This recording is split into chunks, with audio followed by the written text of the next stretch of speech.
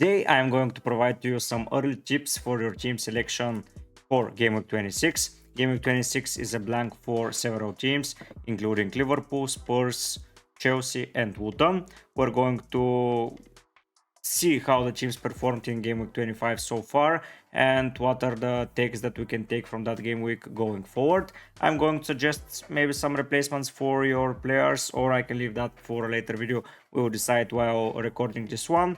And yeah, as you can see now, this is my team selection for game week 26. I have Leno in goal against United. Yeah, it's a goalkeeper against the okay side right now, United. So it's not going to be pretty for Fulham, but it is what it is. Dawson, Estupinian, and Gabriel. I hope all of those three defenders start. I'm most worried about Estupinian. We'll talk in a bit for him. Then it's Saka, De Bruyne, Foden, and Douglas, with three okay fixtures for those three teams. And up front is Haaland, Watkins, and another player. I'm going to take a look at some different players during the week, and I'm going to come to you with transfer suggestions for sure. The issue is that I won't be having a bench, but most of the players are not going to deploy even a starting lineup. So yeah, let's dive in. We will go to game week 25 and we'll start with the game week 25, and we're going to start with the first fixture for that week. It was Brentford against Liverpool. Liverpool were the better side. A lot of injuries happened for the Liverpool side. Salah returned. A lot of good things happened this week. Let's go and see what I wrote about those teams. We're starting with Brentford. So for Brentford, I wrote for game week 25. Pinnock is injured. Yeah, that's center back for them, and it's not a good thing for them that it's injured. Regulon was very attacking, yes, for sure, but he was not very good defensively. The whole team was not very good defensively. They struggled pretty bad in the second half. Wissa and Onyeka returned into the group, and both of them came on at the 63rd minute. That means that Maupay minutes are at risk. Maybe someone from Jensen or Janelt will drop again for some of them, or Norgat. We have to see. And Tony scored again, so if you are relying on Ivan Tony, this is a very good thing. They are left with some crucial players that are still injured, but they are getting on the right track at the moment. Next up, we have to see about Liverpool, what I wrote about them. So Salah is back and it's like he never left. Yeah, assist, a goal, almost another goal. It was a brilliant performance by him once again. Jota with a season-ending injury in my opinion, and Jones and Darwin went out as well. This is not good, but those things happen. We'll see how Liverpool will bounce. Maybe Darwin is not injured at all and he can feature against Luton. We're not for sure. Nothing is confirmed basically, so we have to see.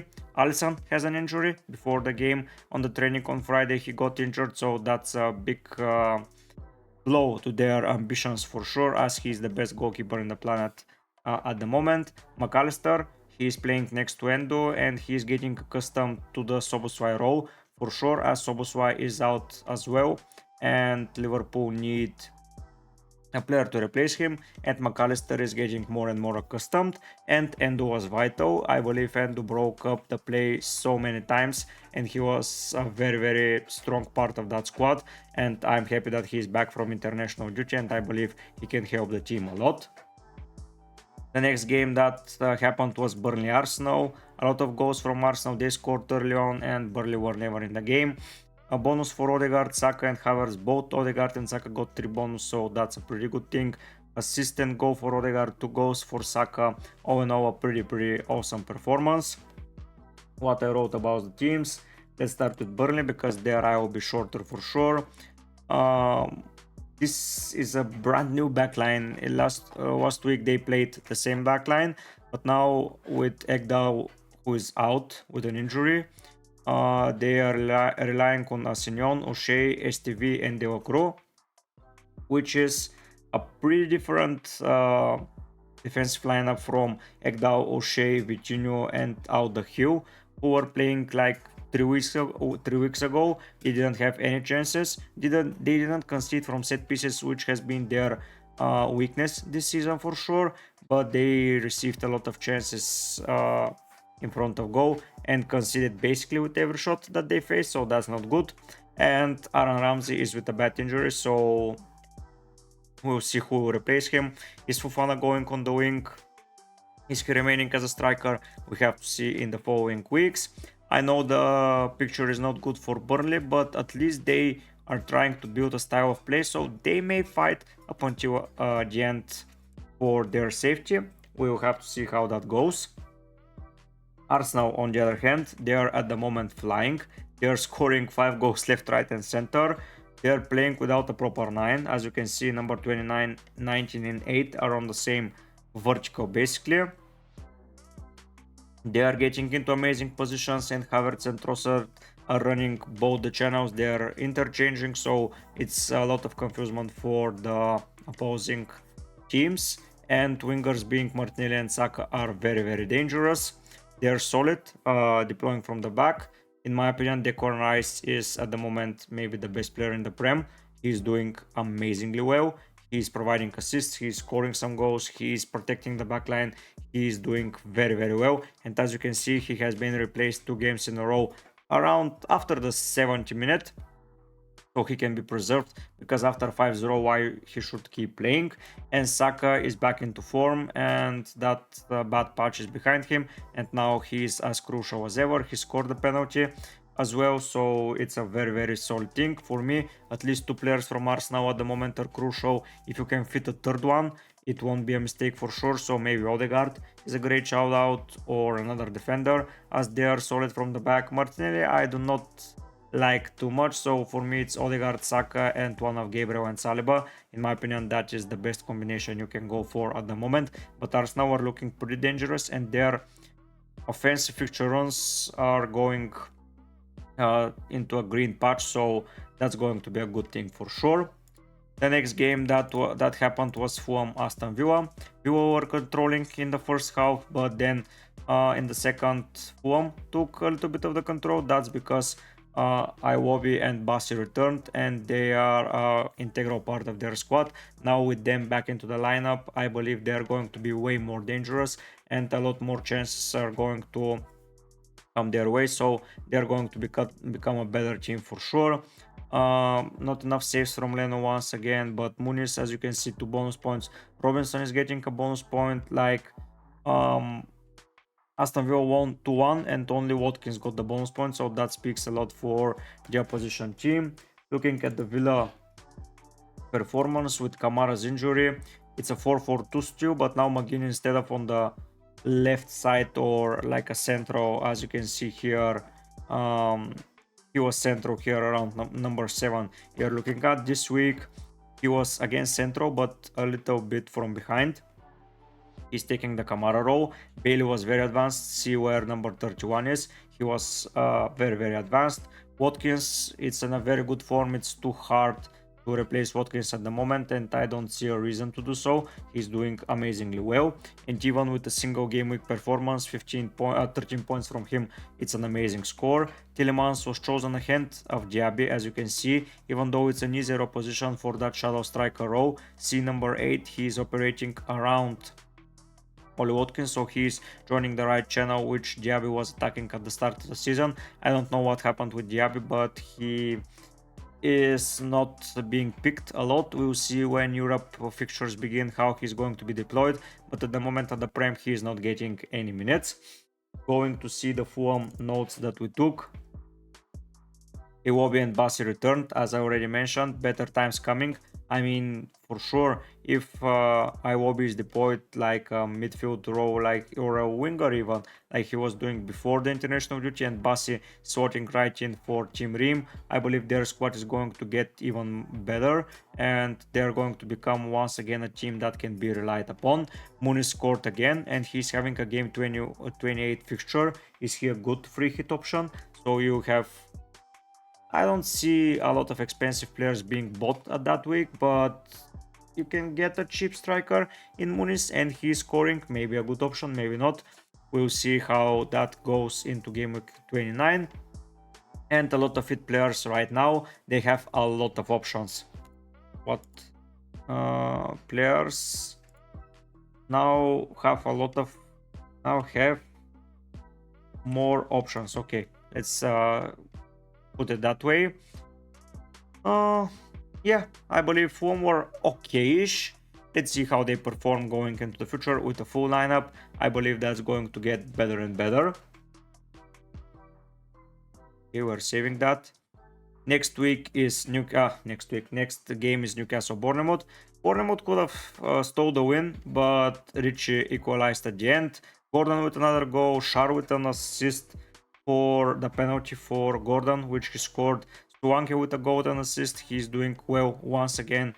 Dubravka and Neto with equal number of saves. And yeah, all in all, a pretty stalemate of a game. Let's see what I wrote for Bournemouth.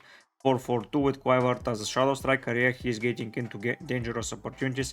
Like, look at number 19. Solanke is just dropping the ball to Kluivert and he is coming from second position. So that's a very common thing in a lot of teams that I'm seeing. Nottingham Forest doing that as well. Sometimes United are doing it. Spurs are doing it. So yeah, a good thing. And Solanke is getting back into form. Basically, that's a number. So from Lloyd Kelly to Adam Smith, that's their backline. From number 5 to number 15, and Lewis Cook is protecting them. So I'm looking at a 4-1-4-1 pattern, but more like a 4-2-3-1, basically, with number 19 being Kluivert going ahead. And yeah, Alex Scott, it's interchanging with Kluivert, so it's one or the other. Semenyo and Tavernier are basically nailed for the wings, unless Sinistera comes on. But sometimes he's just not used sub. Next time he's playing 90 minutes, yeah, he's rotating, but the only player that's not rotating is Dominic Solanke. And he's a very solid option, especially with the double up coming his way. The other team that we had to discuss from here is Newcastle. Gordon on penalties when Wilson and Tysak are out, so that's a good thing to have in mind. A lot of penalties are being rewarded to a lot of teams, so having penalty takers, it's always a good thing. And having Gordon seems like a good thing at the moment. He is playing really well and he's scoring several goals this season. Callum Wilson is injured again, maybe up until the end of the season. It's not confirmed yet, but it's not looking too good. And they're leaky in defense, so I'm not interested in investing in their team at the moment. Maybe after Gameweek 29, but at the moment I'm staying away from their defenders. Next up is Forest West Ham. West Ham were shocking. Forest got the win pretty comfortably. As you can see, they scored 2 goals and Areola made 6 saves. So yeah, Areola was once again the hero, and the result would have been awful. Looking at Forest's team, and we wrote that Dominguez is now a center mid, and that's verified. Like 3 weeks in a row he's playing in a center mid position. He was basically holding GM of the bunch in a 4-4-2-ish formation. Solid defensively as a team. Yeah, their defense is back to yeah, I believe at their best. Maybe Niakate can come on from Felipe, but maybe not. They're solid that way as well. Montiel is injured, but Nick Williams is replacing him properly. Awoni keeps scoring, so is he a good option? Is he not? We have to monitor him still. And is that their best lineup? Maybe Ryan Yates for the new, maybe Montiel for Williams. But after that, it's looking alright. Sales has improved the defense massively, and Turner and Vlachodimos, they weren't the guys for the job, and Sales is doing a pretty good job at the moment. And the other team here that we have to discuss is West Ham. Shockingly bad again. I don't know what's happening with West Ham, but they are so bad at the moment. Antonio returned, which is a positive, but Calvin Phillips with a stupid red card. Soucek was missed, so in my opinion, Calvin Phillips shouldn't be deployed instead of Soucek. It's either one of or none of them. Maybe if they deploy Phillips, they can not deploy Antonio and play with Kudus on the right or the left, Prowse on the other wing, and maybe Soucek as a coming from second position and Bowen as a striker. But at the moment, it's not working. As you can see, number 2 Ben Johnson, when he came on, he was out there as a attacking player, basically on the same level as Bowen, but he's not nailed. If he's nailed, he's a great option, but right now he's not. And are they a team to target right now offensively, basically? So if you want your forwards to score, West Ham look like a team that can be scored on. So going to check the fixture, as I'm not completely sure. They are playing Brentford, so Brentford are going to have a field day. After that, it is Everton, Burnley, Aston Villa. So Aston Villa in Gameweek 29. Yeah, it's happening that game. So maybe here a team to target, and it's not looking better after that. So they're not going to go down, but maybe Moyes is going to get fired, almost for certainly, especially if nothing happens in Europe. Next up is Spurs Wolves. They had a pretty fun game. Spurs lost, but they scored once again. Joao Gomez had an amazing game for Wolves, scored a header and a late arrival to the box. Neto with an assist. Chan is back. Yeah, let's see what I wrote for those teams. Looking at Spurs, not a very good game for them. Yeah, Porro and Doggy were missed for sure. They are injured at the moment, and Ben Davies and Royal tried to replace them, but it did not work. I believe Porro and Tudogi are very vital for the way Spurs play, and without even one of them, it's going to be difficult. And with the two of them out, it's a horror show. Is that the starting four at the moment? Kulusevski, Maddison, Son, Richarlison. So Werner and Johnson are going to be rotation option. We have to see. Sarr and Bissouma return to the starting lineup, but they need to get back to speed immediately because they weren't good and they were replaced around the 70th minute when Spurs needed a goal. On the other hand, Wolves, they were pretty solid defensively from what I saw. Yeah, Chan is back as already mentioned. Neto was advanced, see how far ahead he is from the rest. So there is a debate between Chan and Neto. At the moment I prefer Chan as he was a better option before the break and he's getting more goal scoring opportunities while Neto is assisting more. Doherty came on as a left winger, but he's not nailed, so that's not too interesting of a thing. But it's interesting to see that, yeah, he played like 10 minutes of added time, but it isn't enough to invest in him. Good fixtures up ahead, team to invest. We have to see. West Ham are a team to target, while Wolves are a team to invest. Maybe I will invest in them. I'll see. I have already a defender from them, and I'm not afraid to play Dawson as he has an attacking potential, and defensively they are a pretty solid side.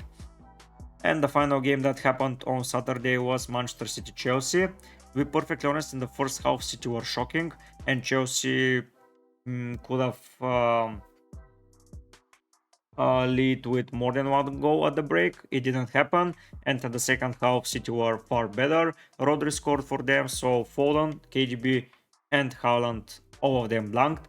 Haaland was shockingly bad this game. He missed 3 or 4 clear opportunities in my book, and for a striker in his performance, that's not a good thing. Chelsea, they were just playing on the counter, but they were solid enough. As you can see, the bonus goes to Rodri, Ederson and Walker. Ederson with 5 saves, he made some crucial saves that game. Let's go and see what the notes are saying. So Chelsea, the midfield triangle of Caicedo and Gallagher is getting better and better. Yeah, you can see them. Caicedo is just operating in front of the back line, and so it's more of a box-to-box, while Gallagher was tasked to protect Rodri, and while he was fresh, he was doing a very good job. At the end it was a little bit harder for him, but the triangle is doing their work and it's starting to tick. Jackson this game is a striker, so when Sterling is on the field, Jackson is not going to be a left wing, so we have to see here this fixture. As you can see, Sterling wasn't on and Jackson was deployed as a left winger. Jackson here again without Sterling, and here Jackson just wasn't present at the moment. But as you can see, 2 weeks in a row when Sterling hasn't played, Jackson was the left wing, now he was a striker. Cole Palmer on the right, he wasn't as effective as they were before, so we have to see how he's going to integrate with Nkunku. I'm interested to see when Nkunku starts getting the playing minutes how he's going to perform, but Palmer at the moment seems like a pretty nailed player and he covered the right wing perfectly fine. The subs had a negative impact. Yeah, I did not like how the subs performed that game. Chauba was shocking.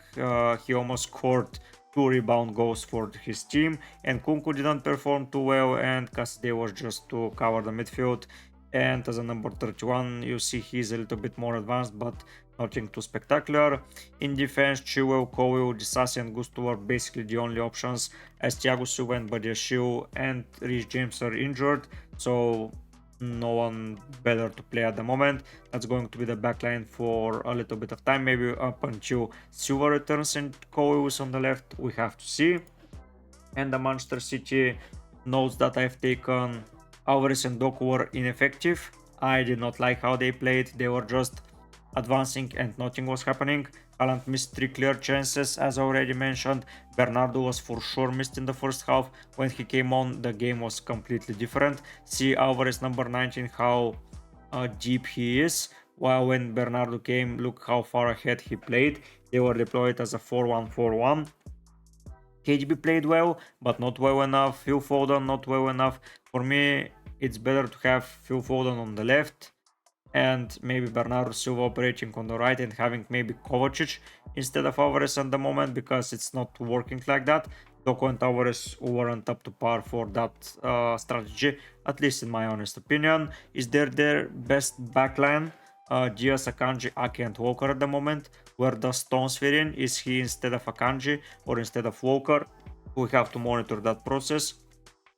But Guardiola is another option as well, but I believe that those 4 at the moment are the best ones. And Ederson finally had a solid game, because he has been conceding goals left, right and center, and this game at least he had some saves. Next up on the radar is Sheffield Brighton.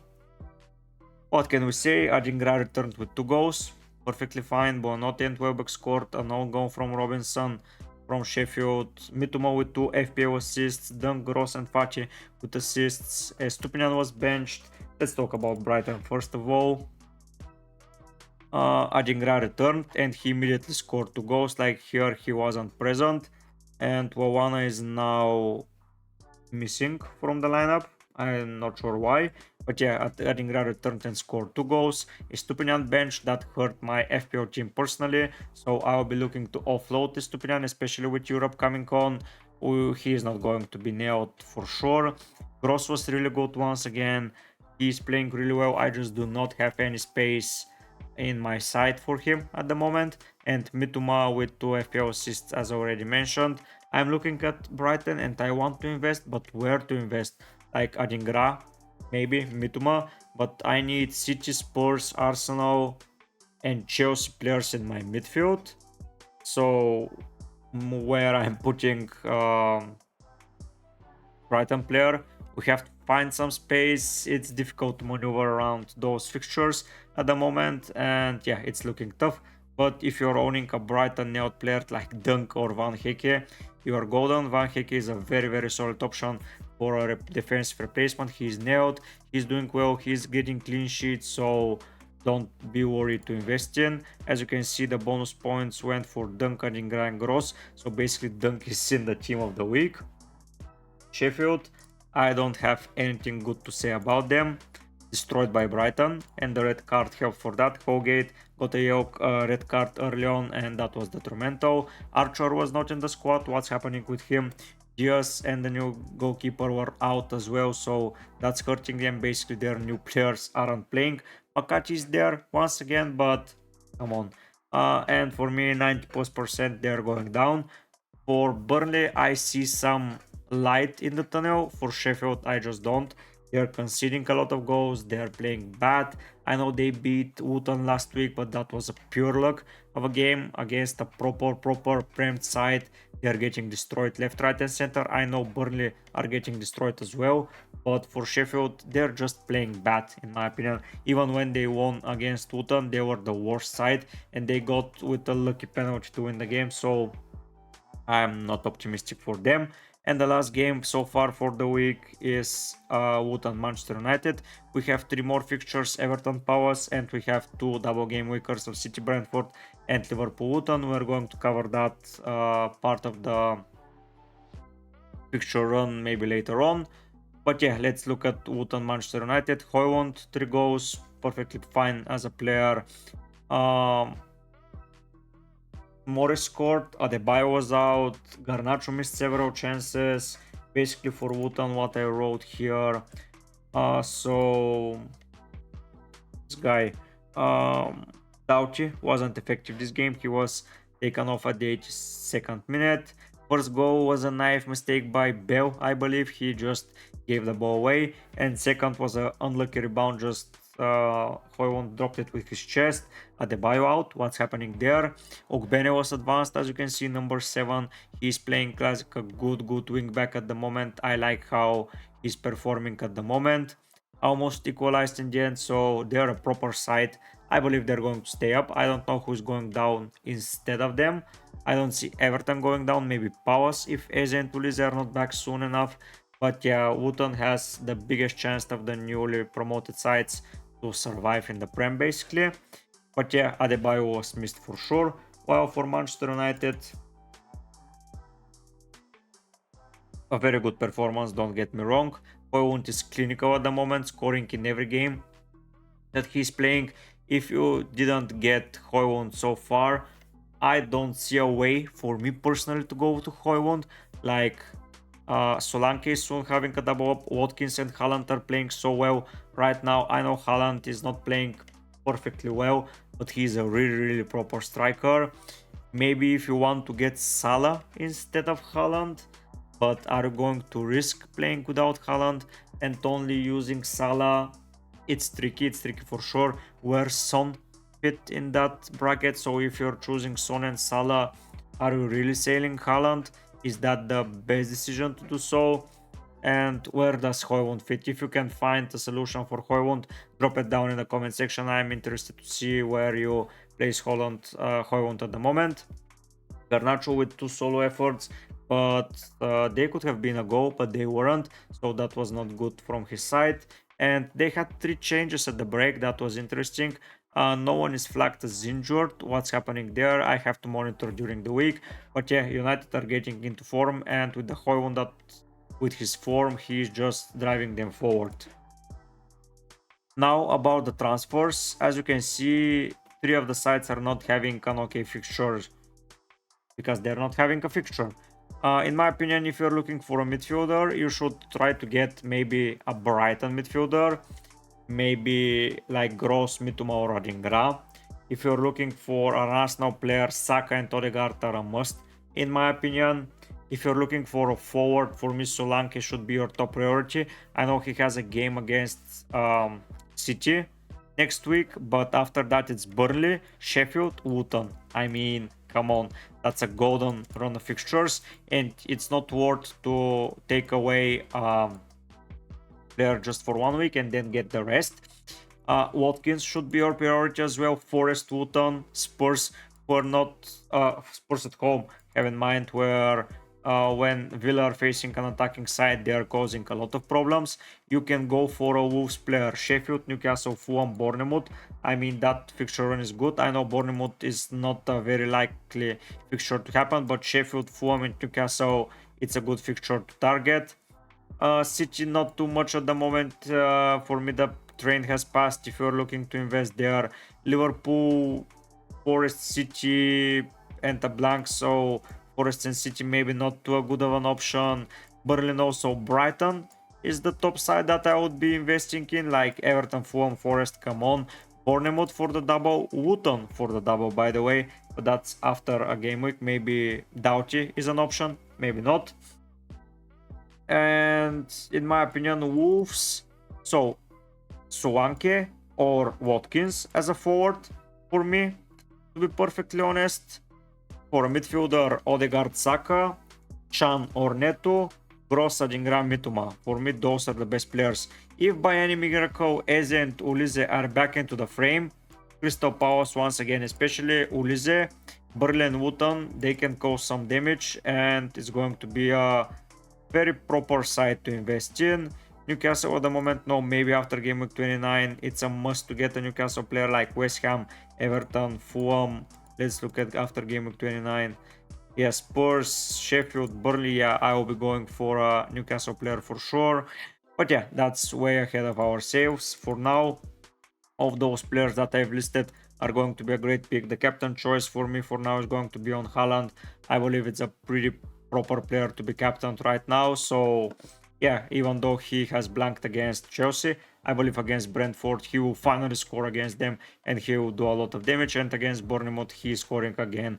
Let's not fool ourselves. I know the first fixture. Let me take a look at something. So if I write Solanke, no, against City he didn't do anything, but yeah, he was scored to close to scoring. He is scoring or assisting basically every other game, so a lot of good things are happening for Solanke in my opinion. So in my transfer, the most probable thing is going to be Darwin for Solanke, and I will have 1.2 more to invest somewhere, so I will have the money to do some proper interchanging, maybe De Bruyne and Foden out after that for Salah and Mitoma probably, or Gordon. Yeah, Gordon is an option, or I can go for Son and just keep Foden. A lot of things are possible, but right now at the moment Solanke is my top priority. If something else happens, I will inform you for sure.